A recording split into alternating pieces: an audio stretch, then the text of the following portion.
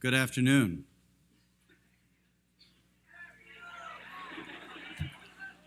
I'm Roger Perlmutter. I have the privilege of chairing the Board of Trustees of Reed College.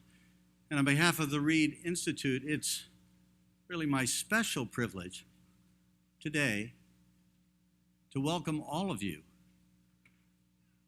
to the inauguration of Audrey Bilger as Reed's 16th president.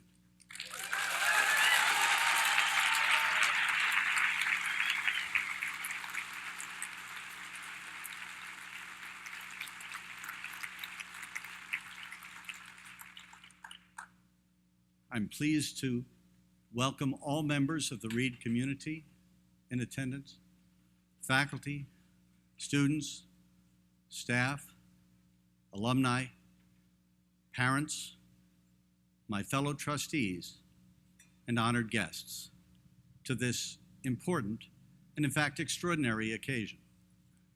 I'm especially pleased to have the opportunity to welcome Congressman Earl Blumenauer.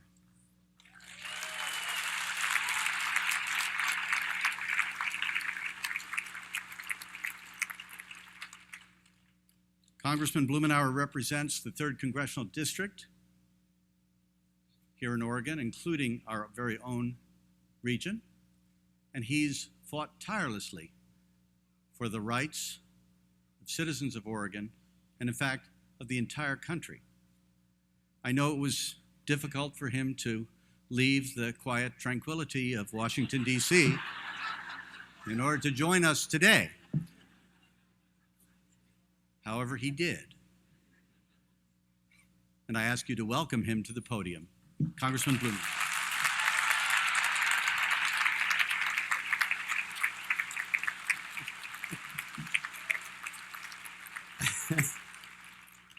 Thank you, Roger. It's a sacrifice I take on willingly. I'm honored to welcome you, Audrey. This is a special moment for us. And through our mutual friend, Steve Koblich, you are well aware of the challenges you face. I am pleased that you at least signed the contract before the reality of Portland weather settled in. And I will say, Roger, that what the college did with this search process is truly extraordinary. The effort at inclusivity, transparency. I understand that the search committee even watched with Audrey selected episodes of Portlandia, which of course, as we know, was inspired by Reedies. It's important to do this right because Reed College is a critical part of Portland's DNA. We have deep pride in your new assignments, the international reputation for academic excellence, your fiercely independent students, enrich our community when they first step foot on the campus. And of course, your distinguished faculty and your graduates who decide to become permanent residents of our community. Your campus is an anchor of a vibrant Southeast Portland neighborhood, so important for our city, and a magnet for people committed to your mission. In a time of climate crisis and unprecedented political stress, you will find a reservoir of support in our community for people who appreciate Reed and its mission. Its intellectual and academic development you instill here has never been more critical. We welcome you and your leadership for such a critical part of our community during a profound decade of decision. Oregon welcomes you, and here's your ceremonial bicycle pin.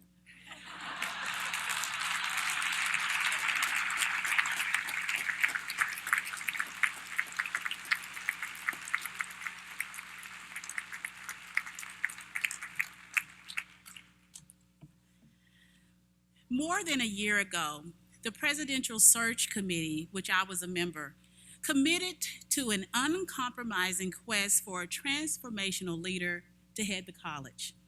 Today, with great enthusiasm and great confidence, I applaud the inauguration of Dr. Audrey Bilger because she is an inspirational president, an exceptional leader in our community. And in the words of the Oregon State motto, we hope that she flies with her own wings.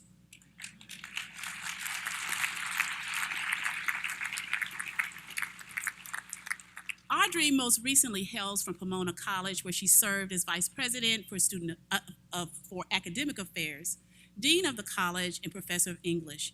Prior to her time at Pomona, she was a professor of literature and held several leadership positions during her 22-year tenure at Claremont McKenna. She is Reed's first female president in the college's existence.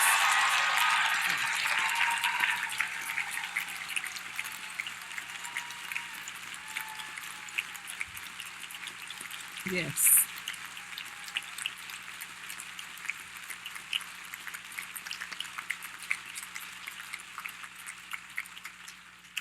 I believe she is more than what we hope to attract in the 16th president for Reed College.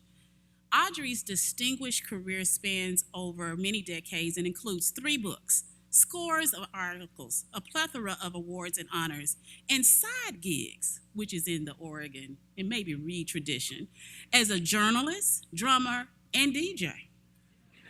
She is a prolific author whose acclaimed work focuses on comedy, Jane Austen, the English novel, feminist theory, popular culture, and gender and sexuality. Her accomplishments reflect the values and aspirations that attract many of our students to read. Her lived experiences, as well as her stellar career, academic accomplishments, and institutional leadership provide exceptional preparation to guide our college's diverse constituencies. Audrey's reputation nationally creates the possibility of discourse on many topics. I appreciate that Audrey is drawn to Reed's rich history and mission, our location, and the unique opportunity we have here today to shape the future of our college and the future of a liberal arts education. I love that she is here for the students, the alumni, the staff, the faculty, Portland, and the state of Oregon. I celebrate the opportunity we have together to help Reed live up to its intellectual tradition, especially with her commitment to inclusive excellence, to prepare our student scholars to positively contribute to our world. I am confident that she will play a pivotal, successful role in our community building with Portland and with the state of Oregon. In short, I cannot imagine a greater match, and I welcome Audrey and her family to this state. We hope Cheryl and you enjoy making Portland your home. Congratulations.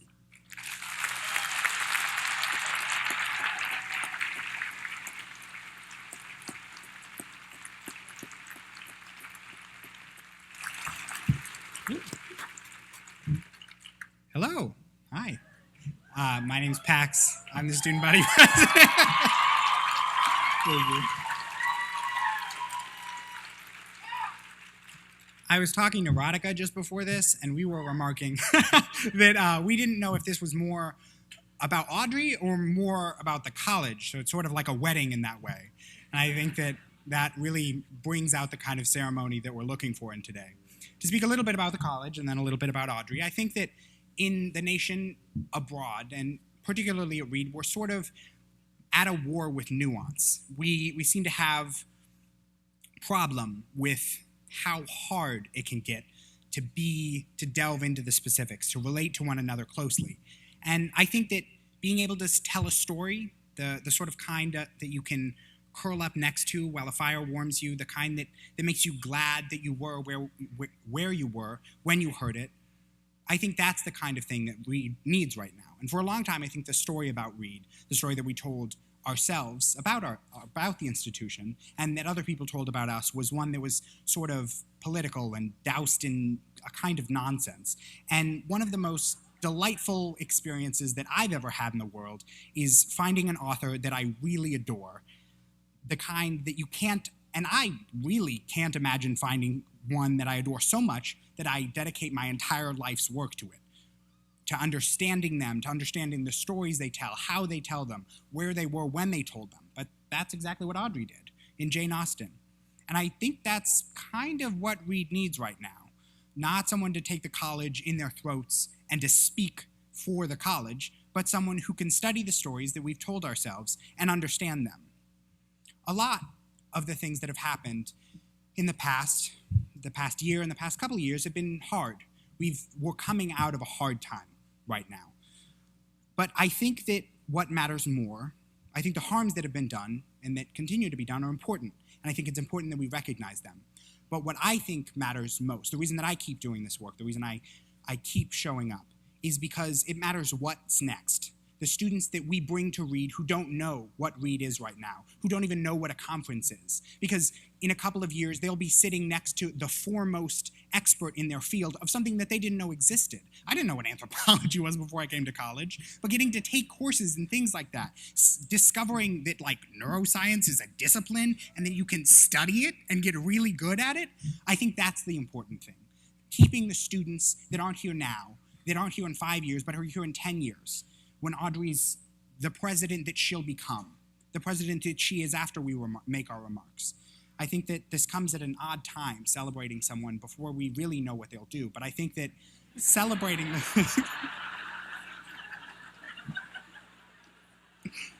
celebrating Audrey now, I think, makes sense. It's a sort of hopefulness that we have.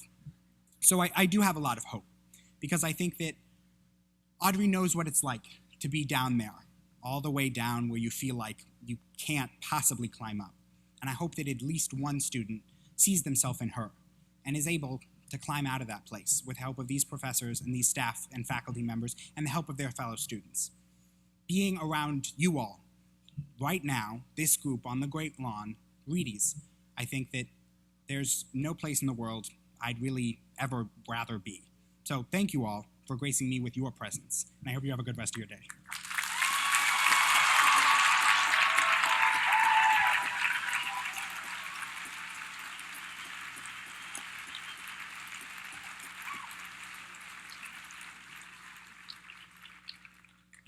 Tough act to follow. Thank you, Pax.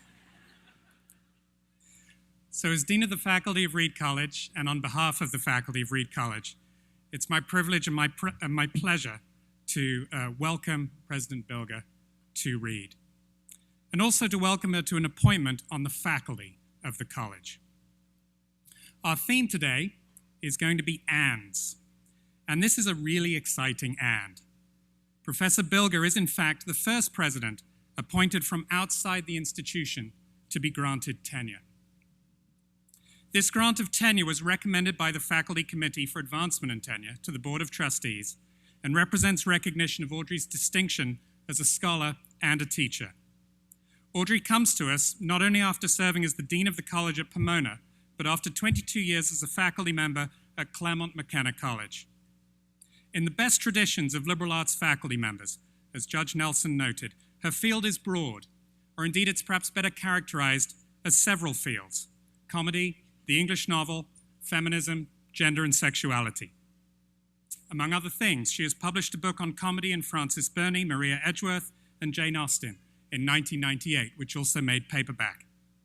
She produced a critical edition of Jane Collier's The Art of Ingeniously Tormenting, and she co-edited a book of essays on lesbian love and marriage.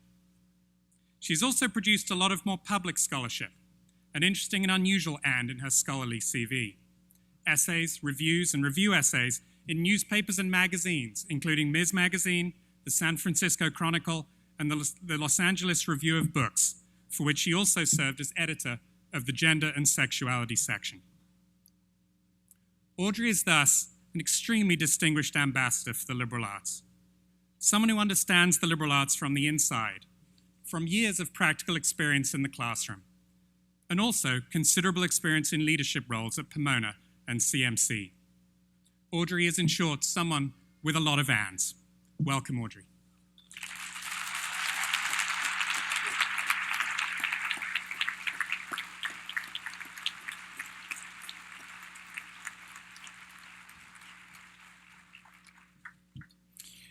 Welcome, guests, and thank you for this invitation to speak.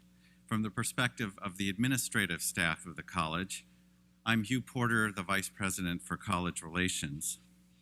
First and foremost, we join the community today to welcome President Bilger to her position.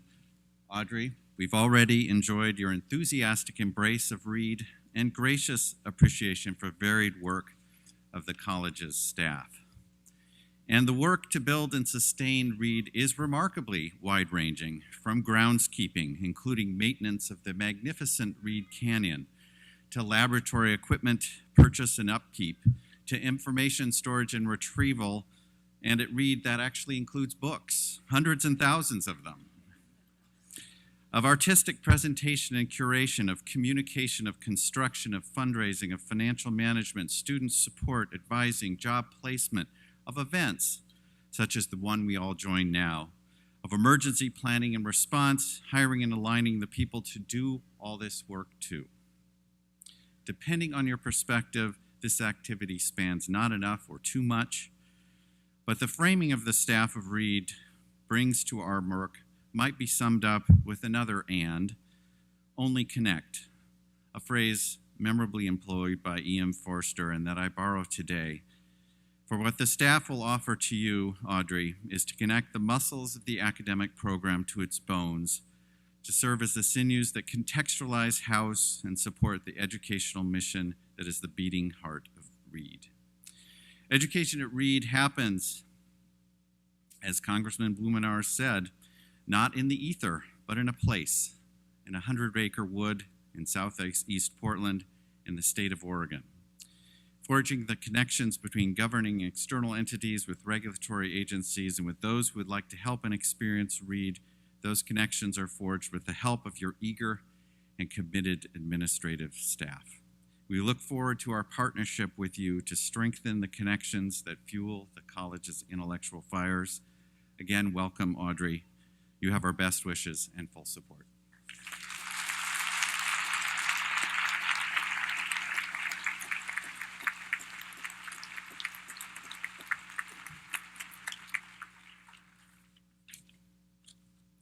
Hello, fellow alumni, Board of Trustee members, distinguished guests, members of the faculty, current students, and parents. I am Jin Young Park, class of 2011, and current president of Reed Alumni Board. It is my great honor today to represent the alumni community, which is made up of more than 17,000 Reedies worldwide, and to warmly welcome you, President Audrey Bilger, to Reed College. Alumni are champions of and contributors to Reed. We give our time to further a Reed education by hiring Reedies for jobs and internships, mentoring new graduates, and increasing the inclusiveness and diversity of our community. We give our energy to creating a sense of community among alumni by hosting regional chapter events, reconnecting with classmates, and attending reunions. And we support Reed financially by making philanthropic gifts that are meaningful to us, no matter the size, and encouraging others to do the same. Alumni are also great resources about Reed for a new president. Curious why the Doyle Owl has attained such notoriety? Wonder when old Reed really died? You wanna know if there really is an MG under the library? Please ask us. Just be prepared for a wide range of answers. If you thought students were opinionated. In all seriousness, though, I am personally very excited for you to be here. I have thus far enjoyed your warmth and sincerity, and I can't wait to get to know you better and continue collaborating with you. Finally, Reedies are passionate, we are critical thinkers, we believe in the importance of a liberal arts education, and we are thrilled to have you, President Bilger, as the 16th president of Reed College. Welcome to Reed.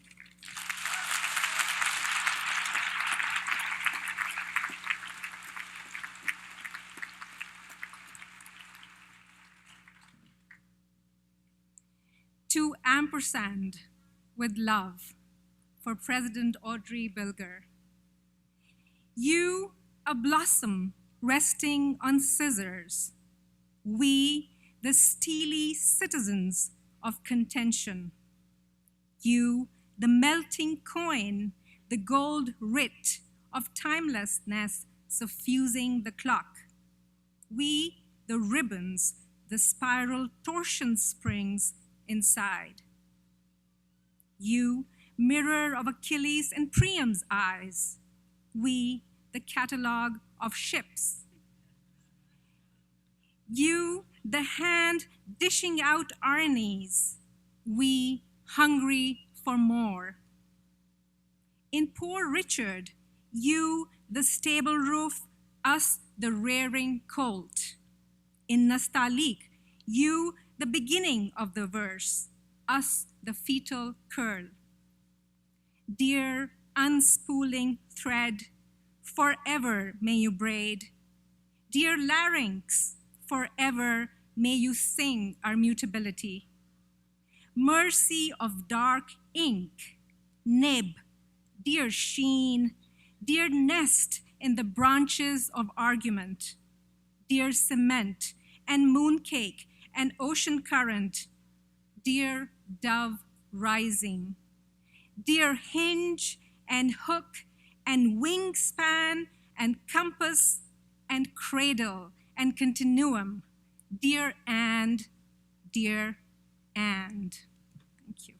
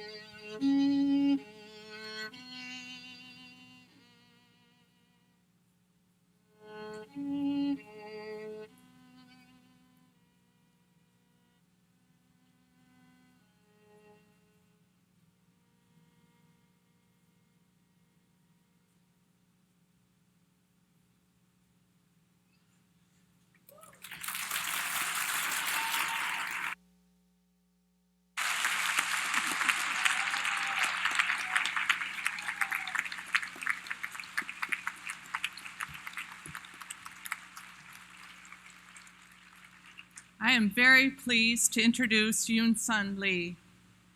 Professor Lee received her BA from Harvard and her PhD from Yale and is currently Professor of English at Wellesley College. But perhaps equally impressive for this audience is that in 1994, she began her first teaching position as an assistant professor of English at Claremont McKenna College. This is the same year that President Bilger began her first teaching position, also in the English department at Claremont McKenna. We can only imagine that particular cohort at Claremont in 1994 and the intellectual heft that was unleashed by these two junior colleagues. Professor Lee is a particularly apt choice for our keynote address, as she has inspired excellence throughout her academic career. A scholar of British narrative and politics in the Romantic period, Professor Lee published her first book, Nationalism and Irony, a study of Edmund Burke, Sir Walter Scott, and Thomas Carlyle with Oxford University Press, and has published numerous articles on the narrative of Jane Austen, Charlotte Smith, Maria Edgeworth, among others. But Professor Lee is also a scholar of Asian American literature. Her second book, Modern Minority, Asian American Literature and Everyday Life, also published with Oxford University Press, explores the everyday as a component of modernity that is particularly resonant in Asian American literature.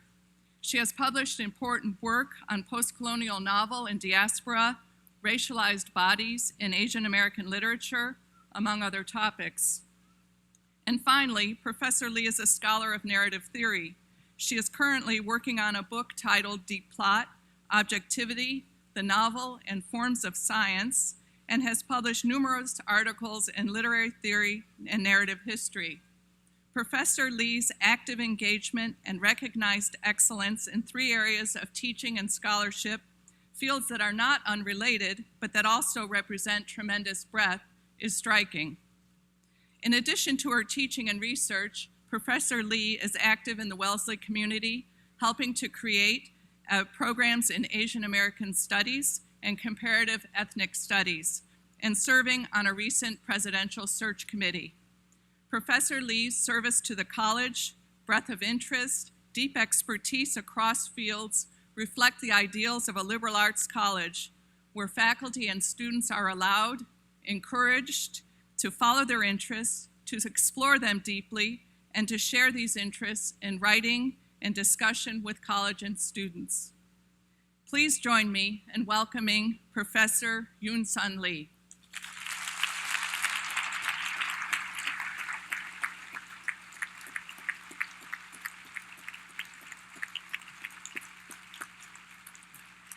Thank you so much for that lovely introduction. And greetings, Reed College, community, trustees, and distinguished guests. It is such an honor to be here standing in front of you all. Even though I work with words for a living, I found it challenging to find the words to say how thrilled I am to be here today on this occasion, and what an incredibly happy and meaningful occasion this is for you all and for me personally.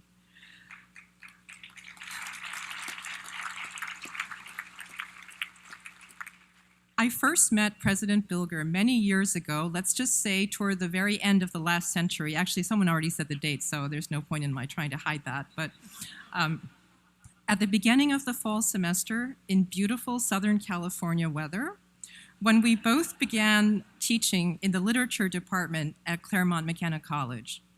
I knew right away that she was one of the most badass people I had ever met. And that's the highest term of praise in my vocabulary.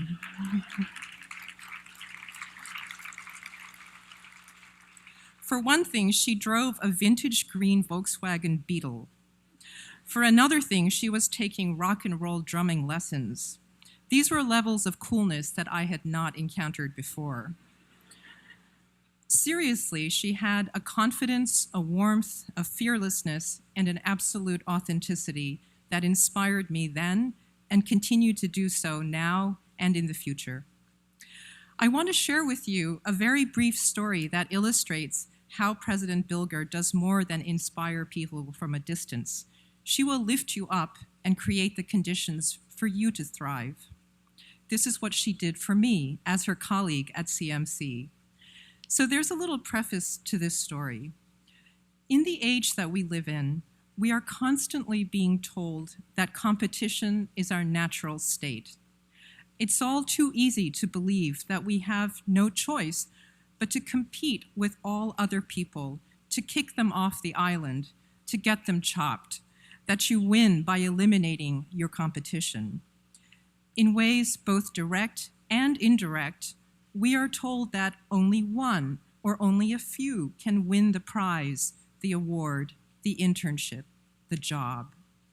Sometimes it seems to me that competition has replaced the role of stories in our culture. Instead of telling stories, we watch people knock each other out of the running, even incredibly in cooking food and even in baking cakes. You might be a little surprised to hear that academia, this world of nerdy professors, is also a fiercely competitive place, but it is.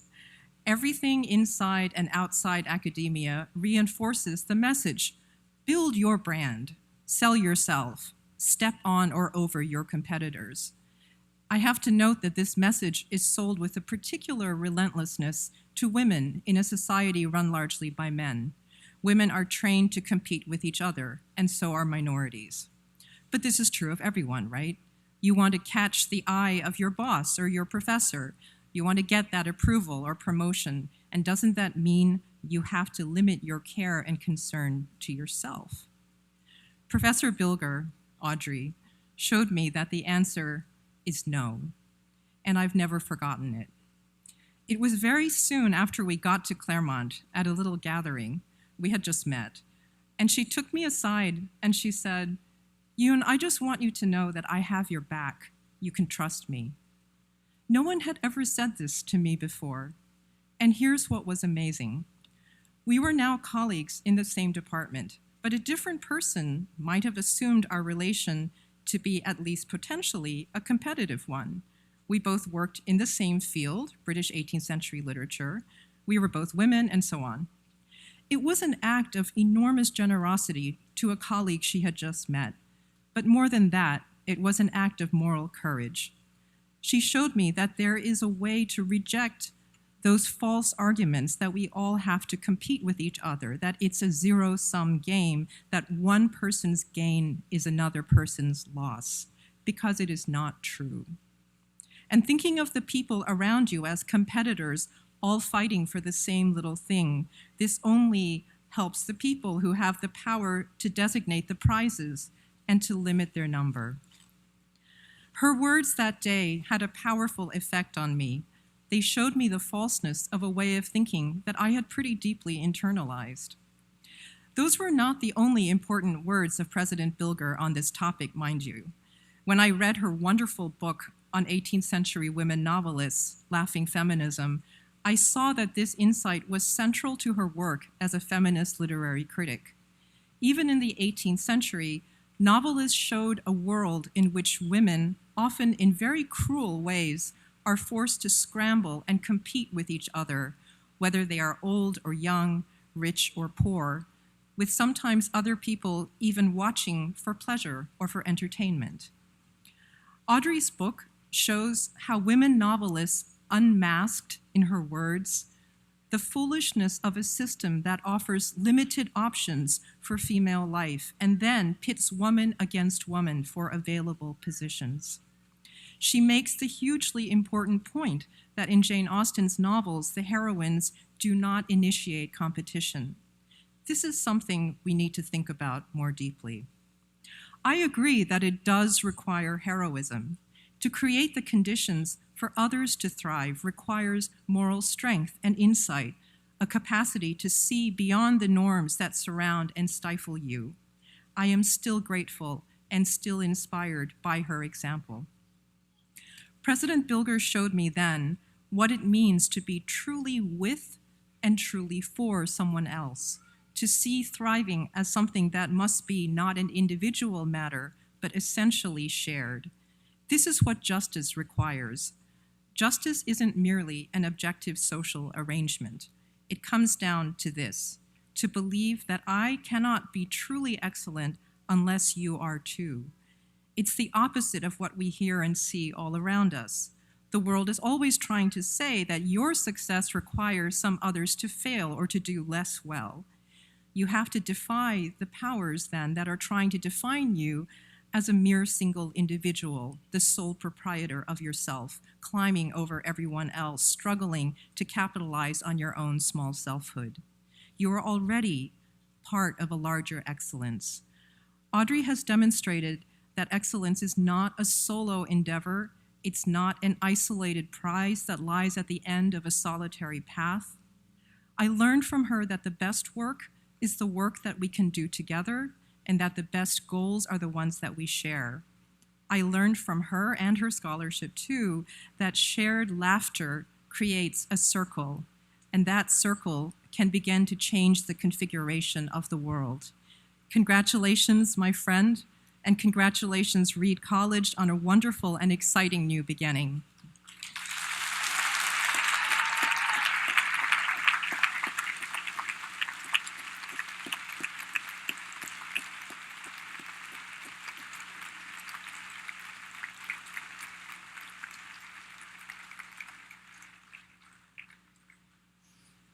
Well, we've come to an important and climactic moment in the midst of weather that only Shostakovich would have enjoyed.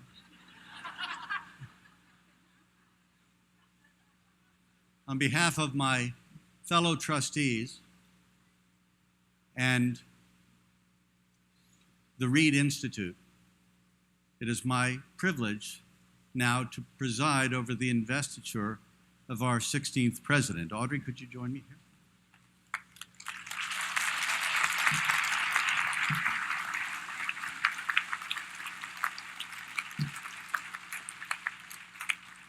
For reasons now deeply understood by everyone in attendance and by the entire Reed community, it is my privilege to welcome you as the 16th president of Reed College and to provide you with this medallion, which has your name and the date inscribed on it, and it's a little heavy, but I'll put it over your head.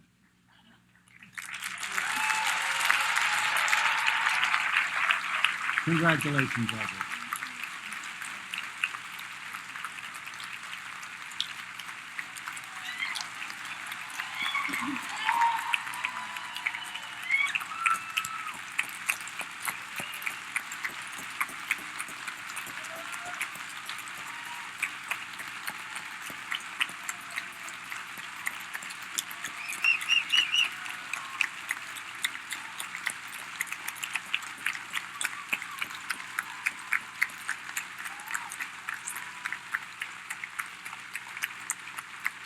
Thank you all so very much. Thank you, Roger. I am delighted to see you all here today. Thanks to the trustees, delegates, musicians, and those who have delivered such gracious words of welcome, wisdom, and verse. Thanks to the faculty for your participation. Thank you, students, alumni, and staff. Thanks to my dear friends and beloved family members. Boundless gratitude to my amazing, brilliant, and incredibly supportive wife, Cheryl.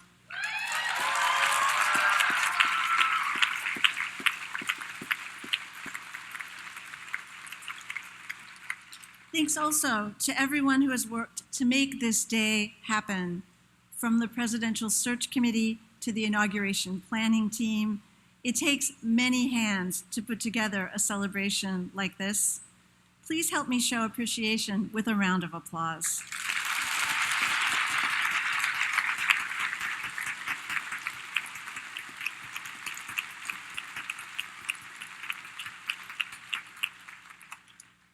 Being elected to serve as Reed College's 16th president is the honor of a lifetime.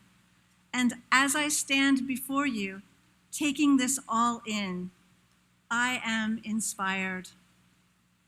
Inspired by the history of this distinctive institution, inspired by the beauty of our campus, even in the rain, inspired by the vibrancy of the city of Portland, and inspired by the grandeur of nature that surrounds us in the state of Oregon and the Pacific Northwest. Most of all, I find inspiration and take enormous pride in what Reed stands for: academic excellence and a belief in freedom of inquiry as the foundation of a fully participatory democracy. Reed is a special place, and I am thrilled to be at the helm as we usher in a new chapter of this extraordinary story.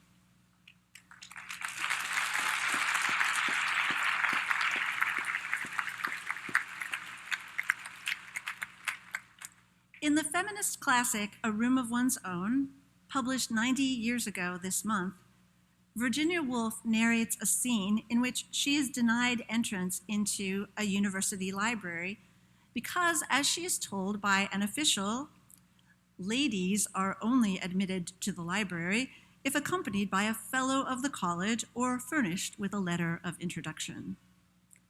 Later in the essay, she reflects on what it means to be excluded. I thought of the shut doors of the library, and I thought how unpleasant it is to be locked out.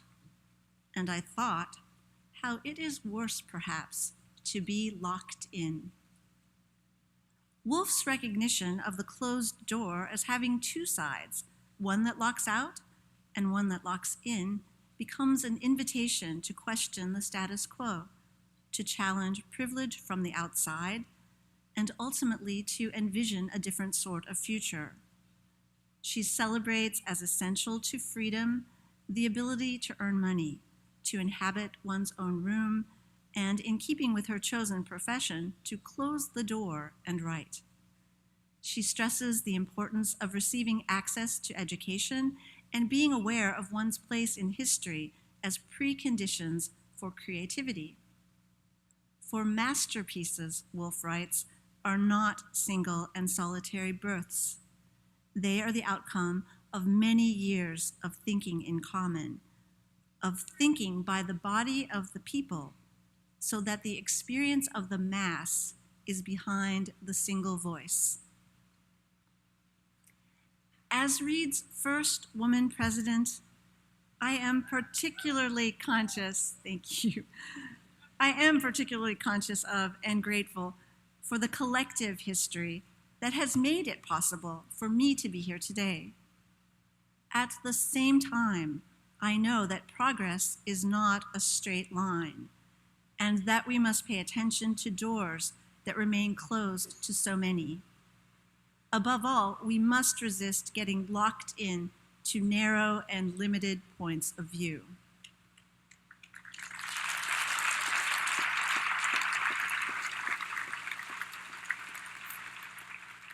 At the end of the second decade of the 21st century, we see daily evidence of the dangers of locked-in thinking. Polarization plagues the nation, and education is under attack in discourse that equates intellect with elitism and that views college as just another commodity. It is important for us to remember that across time and in our present day, people have fought and died for the right to an education. We must treasure and champion this precious resource.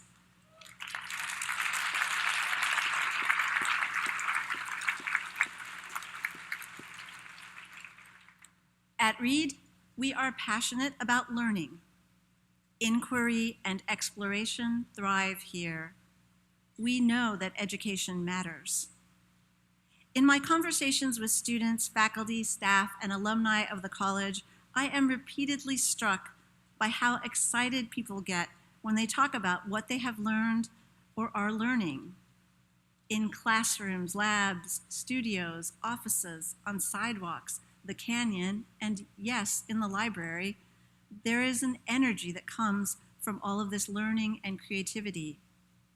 If Reed is known for being intense and serious, at the root of that intensity and seriousness is a deep and abiding love for the pursuit of knowledge. We hold ourselves to high standards and talk a great deal about rigor, but rigor need not be rigid. There is no rigor without love.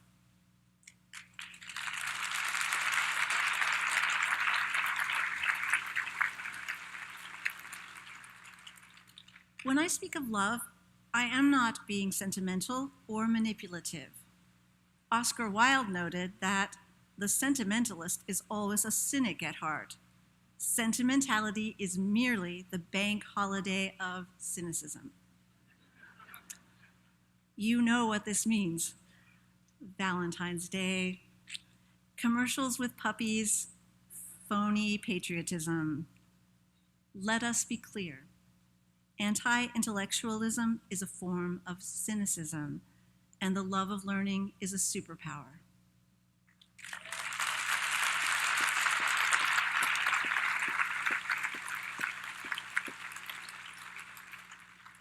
Diffidence, disaffection, the willful denial of facts, these are enemies of democracy and freedom. Love motivates us to engage, to act, to participate. Love is the ultimate ampersand. Anyone who has ever been caught up in the creative space at the heart of learning knows what it feels like to lose track of time, to be completely absorbed, to hunger for more and still more. Early in my educational journey as a student in Oklahoma, I read a passage by philosopher Martin Buber that has stayed with me. You do not attain to knowledge by remaining on the shore and watching the foaming waves. You must make the venture and cast yourself in. You must swim alert and with all your force, even if a moment comes when you think you're losing consciousness. Buber believed in education as a form of connection, and in connection as the life force that saves humans from viewing self and other as mere objects. He wrote about the love deed yes and the power deed no, and urged us to love powerfully. Loving powerfully requires courage. You must step forward and be willing to make mistakes and even fail, believing all the while that the effort matters. You jump in, immerse yourself, and if you're fortunate to be in a community of learners, you get to share with one another the illuminations and discoveries. Something I love about Reed is the sincerity that everyone brings to the table. I have heard many students talk about how they came from places where they thought they were the only one who cared about books, music, art, school. I know I felt like this when I was young. I stayed up late reading and wrote like a fiend. I experienced study and creativity as forms of magic, like falling into a trance. That said, finding kindred spirits was a challenge. When you think you're the only one, you might feel distinct, but you can also feel isolated. How unpleasant it is to be locked out, Woolf wrote. I didn't even know that places like Reed existed. I worried that I had so much to learn and feared I would never catch up. It took me a long time to figure out that there would be no catching up. The road winds on, and there are always additional doors to unlock, passageways to venture into. It is a joy to work with young people as they embark on their journeys and to let them know that they are not alone and that they are seen and heard and taken seriously. Faculty who dedicate our lives to liberal arts education do so because we find inspiration in teaching as well as in research and creative expression. We love the classroom and we care deeply about our students. Inspiring and being inspired by students is at the center of what we do, and we forge lifelong bonds and deeply meaningful relationships. The best teaching opens up some form of dialogue. Lectures are beginning points, not ends, and lessons from the past carry forward in relation to an ever-evolving landscape of inquiry and exploration. In over 3 decades of college teaching, I have taught dozens of courses and hundreds of students. Each semester brings fresh surprises. Every class has its own personality, and the students are all unique. My advice to students has always been this: explore broadly, welcome opportunities to face new challenges, and experiment in areas previously unknown. The constellation of courses you will encounter at a liberal arts college will be highly individualized. You will leave with the ability to connect the dots across disciplines and to ask big questions from a variety of standpoints. You will be passionate, lifelong learners with a questing spirit and a strong sense of purpose. Consider the words of James Baldwin. The world is before you, and you need not take it or leave it as it was when you came in. Those of us who love learning do not accept the world as we find it. Instead, we investigate and query. We seek to understand the hows and the whys. We do this repeatedly throughout our lives.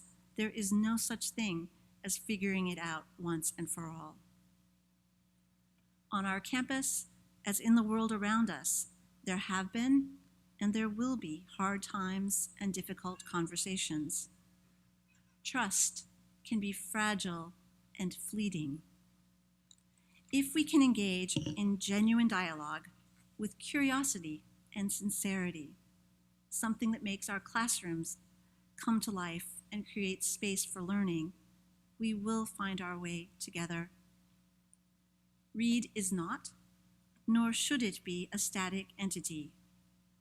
Reed is us right now in this moment, and it stretches beyond the boundaries of this campus and gathers many lives into its sphere of influence. Reed is a high ideal.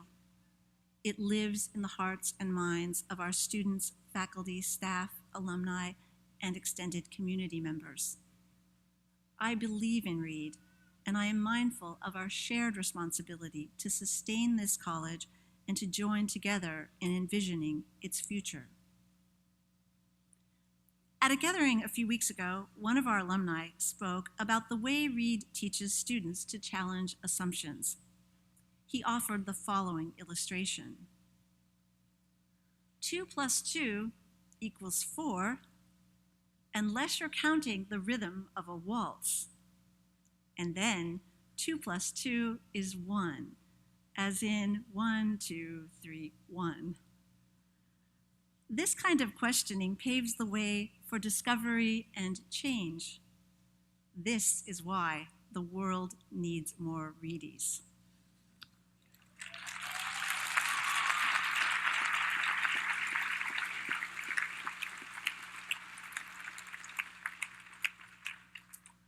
Waltz time is a lovely analogy for intellectual openness and engagement.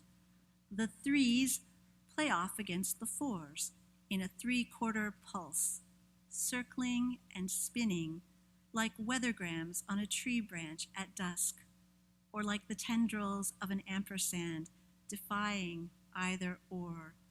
celebrating the improvisational yes and now, yes and now, yes and now.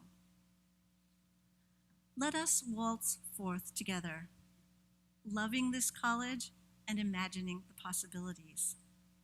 See you on the dance floor. Thank you.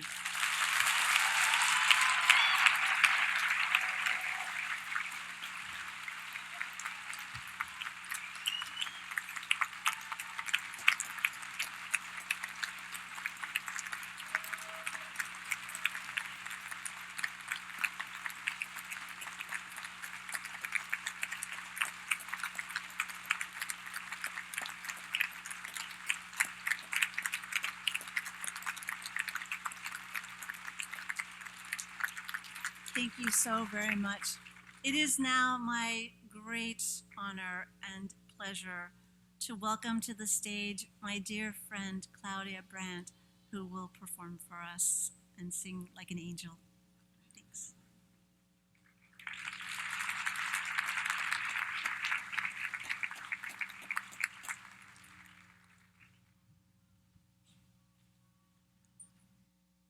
Good evening, everyone.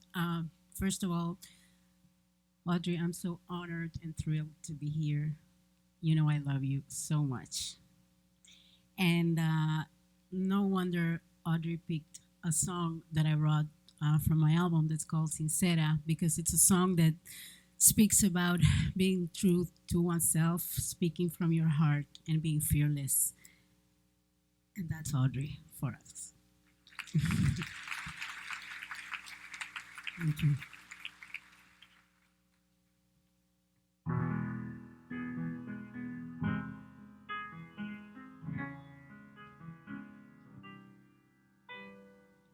Te vendo un ramo de rosas con cinta de terciopelo. Yo traigo cosa fina, rima de alto vuelo. Desde tu mirada dudosa, todo lo quieres cambiar, y un simple sol mayor me invitas a bajar. Así las reglas del juego para el que quiera llegar.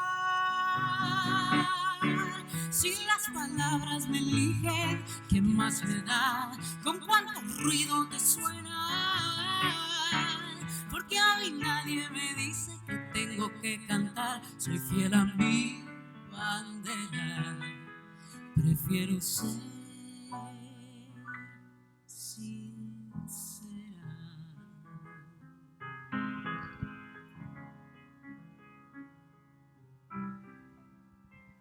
Para escribir un te quiero existen tantas maneras. Pobre del diccionario que en silencio espera. Benditos sean los artistas, cuánto sermón que aguantar. Si hoy toca religión, la tienen que abrazar.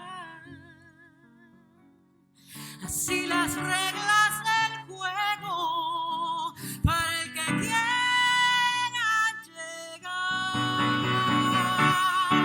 Si las palabras me eligen, ¿qué más me da? ¿Con cuánto ruido te suena? Porque a mí nadie me dice que tengo que cantar. Soy fiel a mi bandera. Prefiero ser sincera. Soy fiel a mi bandera. Prefiero ser sincera.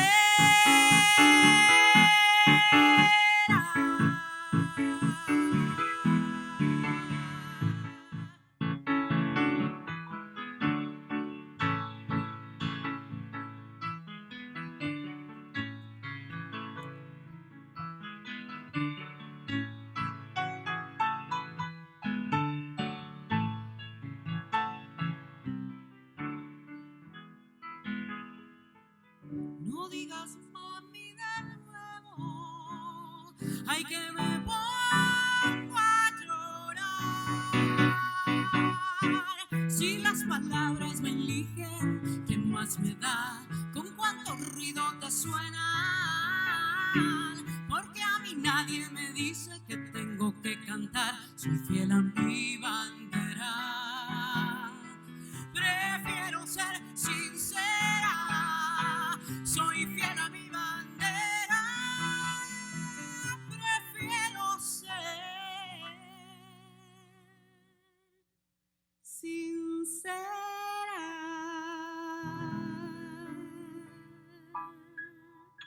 Thank you, Audrey.